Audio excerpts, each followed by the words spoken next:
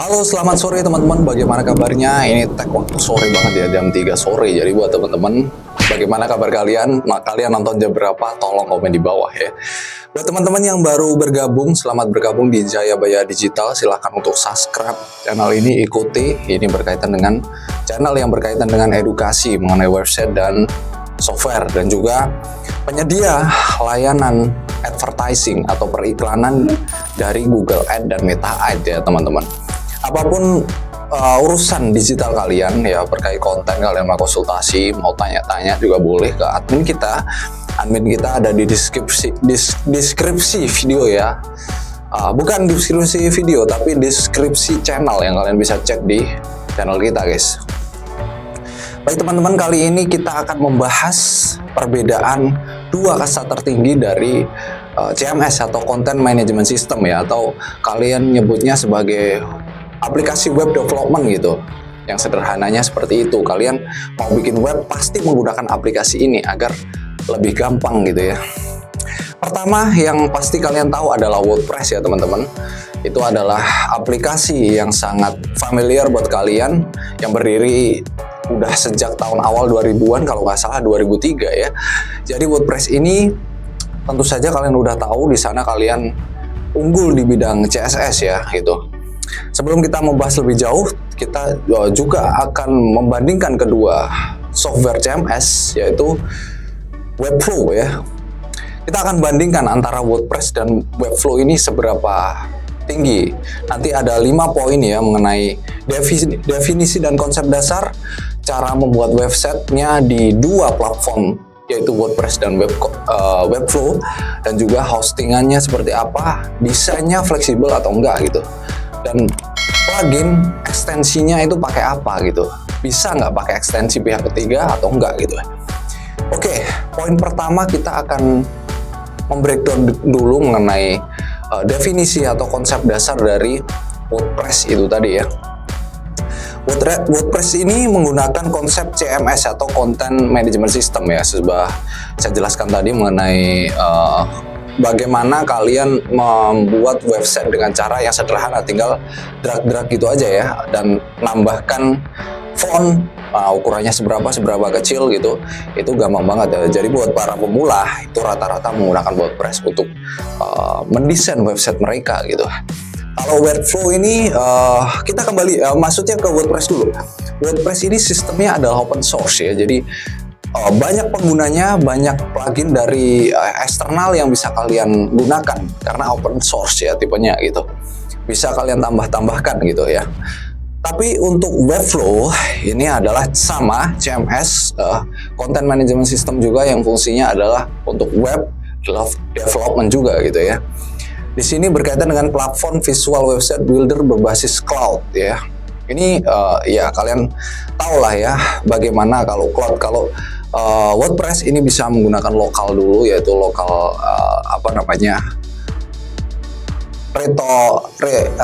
reventory atau apa sih ya nyebutnya, penyimpanannya itu bisa menggunakan disk dulu gitu ya. Kalau Webflow ini harus online ya, jadi menggunakan cloud ya. Jadi kalian kalau membuat website dengan Webflow itu harus online gitu ya. Oke, yang kedua, WordPress ini digunakan untuk berbagai jenis website dari blog hingga e-commerce. Jadi memang familiar ya, kalau kalian membuat website dengan WordPress ini sangat gampang digunakan karena tinggal drag down gitu aja, klik gitu dan selesai gitu menggunakan WordPress. Tapi tentu saja kalian dengan perlu kompetensi untuk bisa menggunakan WordPress ini, perlu jam terbang gitu ya maksudnya ya. Website yang bisa digunakan di sini kita bisa buat mulai dari website blog ya, kalian website artikel gitu aja mengenai biografi kalian gitu, sekalian isi gitu ya, bisa di WordPress gampang gitu ya. Hingga e-commerce ya, e-commerce kalian tahu ya, Shopee, Tokopedia, bla bla, itu banyak menggunakan website ya, bisa menggunakan WordPress ya, tentu saja dengan template dan plugin yang tentu saja dari pihak eksternal tadi untuk WordPress ya. Untuk Webflow, pembuatan situsnya berdasarkan visual design dan kontrol penuh terhadap layout dan animasi. Ini berarti fokusnya ke CSS-nya bisa, ke JavaScript-nya bisa, gitu ya. Jadi fokusnya itu hampir sama untuk kedua aplikasi atau software ini yang menggunakan untuk web building gitu ya. WordPress juga hampir unggul di CSS, malah unggul di CSS ya daripada customnya gitu, dan Webflow pun sama gitu ya. Jadi ini mungkin tidak terlalu jauh perbedaan antara kedua website building ini ya. Langsung kita masuk ke poin kedua. Poin kedua adalah cara membuat websitenya gitu ya untuk di WordPress. Menggunakan tema dan plugin desain sering berbasis template. Jadi kita bisa ambil template dari WordPress itu sendiri. WordPress kan menyediakan template website ya kan. Tinggal kita ubah-ubah gitu aja. Dan juga untuk Webflow, desainnya dilakukan dengan visual drag and drop seperti menggunakan Figma. Ini ya sama. Intinya Webflow itu desainnya itu sama dengan Figma ya. Jadi tidak terlalu jauh. Penggunaan WordPress dan Webflow ini sama-sama unggul di visual drag ya, sebenarnya hampir sama gitu ya. Dan poin kedua untuk cara membuatnya ini, banyak plugin builder tambahan ya, artinya kalian bisa download Elementor ya, itu misalkan pihak ketiga, dan WP Bakery dan sejenisnya, itu plugin-plugin tambahan yang untuk menambahkan button dan lain-lain ya gitu, kalian bisa nambahkan gitu. Kalau Webflow ini tidak bisa ditambahkan plugin ya, sayang banget gitu. Artinya Webflow ini sudah menyediakan plugin bawaannya di app-nya itu sendiri gitu, tanpa kalian bisa menambahkan plugin tambahan dari pihak ketiga gitu. Itu ya perbedaannya. Jadi keunggulan dari dua poin ini sudah jelas, definisi dan konsepnya hampir sama. Di poin pertama ya mengenai WordPress dan Webflow, keduanya bisa menggunakan menggunakan metode CMS gitu ya yang sama.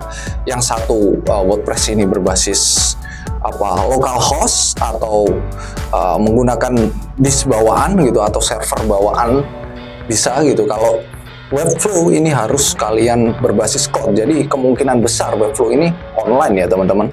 Yang kedua, cara membuatnya tadi, perbedaannya di pluginnya ya. Jadi untuk Webflow tidak bisa menambahkan plugin tambahan dari pihak ketiga, dan untuk WordPress ini bisa menambahkan plugin dari pihak ketiga seperti Elementor dan banyak lainnya ya gitu. Oke, kita masuk ke poin ketiga, yaitu mengenai hosting ya. Sorry. Oke, mengenai hosting, WordPress ini self-hosted atau kamu sewa hosting sendiri. Jadi kalian itu harus beli hosting dari pihak ketiga gitu ya. Jadi kalian nggak bisa membeli hostingan dari WordPress itu sendiri. Walaupun kalau kalian mau gratisan dari domain dan hostingannya WordPress itu bisa, nanti kan .wordpress dada dan lain-lain gitu kan, itu bisa, tapi kan tentu saja aksesnya lemot gitu, bla bla lah, banyak kekurangannya gitu. Untuk WordPress ini, Webflow kok masuk ke WordPress. Webflow hostingnya secara penuh disediakan oleh Webflow itu sendiri. Jadi cloud hostingnya itu terintegrasi ya, artinya bersatu gitu dalam satu kesatuan. Jadi Webflow ini ada sendiri hostingnya, tidak perlu ambil dari pihak ketiga gitu ya, beli di hostinger atau apalah, nggak perlu gitu ya.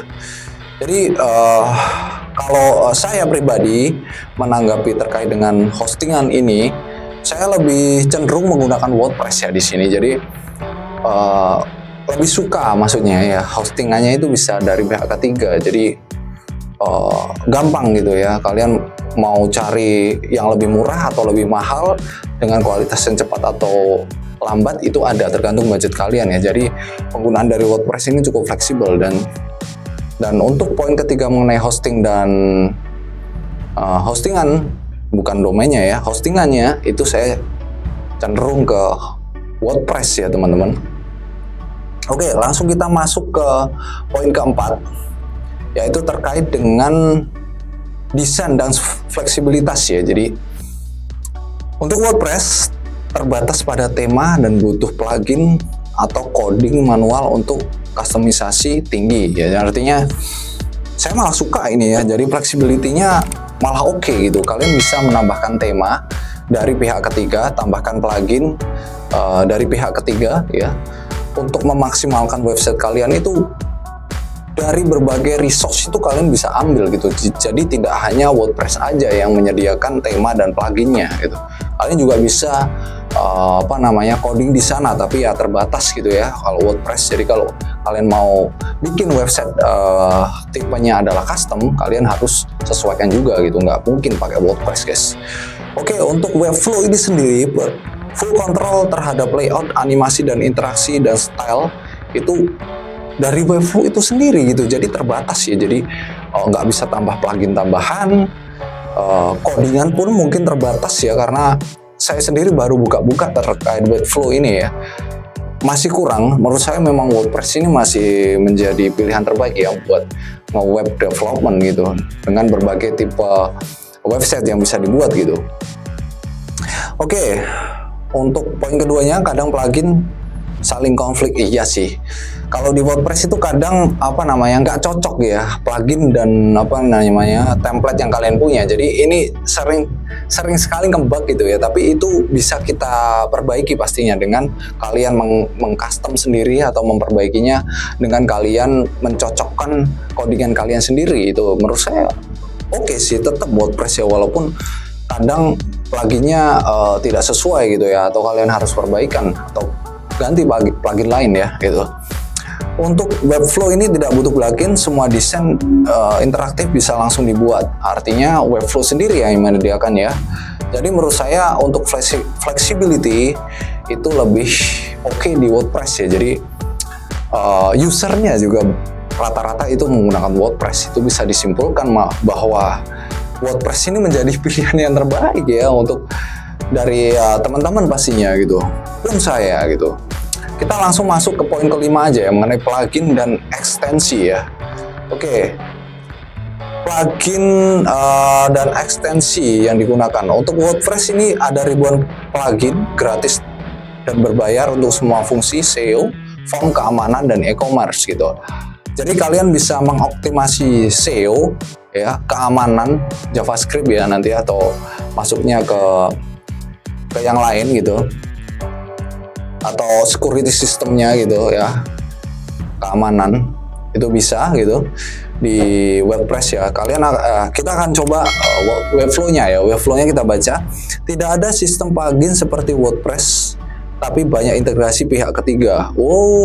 Oke. Untuk plugin dan ekstensi ini bisa gitu ya. Jadi bisa diintegrasikan ya, hampir sama lah kalau gitu ya. Dari atas kemarin tadi ngomongin masalah tidak bisa tambahkan plugin ya. Ya mungkin di CSS-nya, tapi untuk keamanannya ini bisa ya tambahkan plugin. Luar biasa loh Webflow. Jadi stereotip saya tetap berubah, artinya kalau kalian mau menggunakan WordPress atau Webflow untuk bisa membuat website kalian, untuk mendesain website kalian ya, kalian boleh coba untuk Webflow ini. Cara saya cukup menarik ya. Ada plus minusnya pastinya gitu. Kalau saya sebagai pemula gitu, misalkan mau bikin website ya, gunakan WordPress sebagai pilihan utama kalian. Kalau WordPress udah oke, ya kalian boleh coba di Webflow ya. Terus saja kalian tahapan pertama belajar untuk membuat website kan tentu kalian harus coding juga gitu, biar kalian tahu pengkodean yang perlu atau tidak, atau yang salah atau yang benar gitu ya. Jadi tetap tahapan awal ya belajar pengkodean, coding gitu ya. Habis itu kalian ambil salah satu plugin ya, bukan plugin ya, tapi app untuk bisa membuat website dengan menggunakan WordPress sih tahap selanjutnya gitu ya. Jadi ya itu teman-teman yang keunggulannya.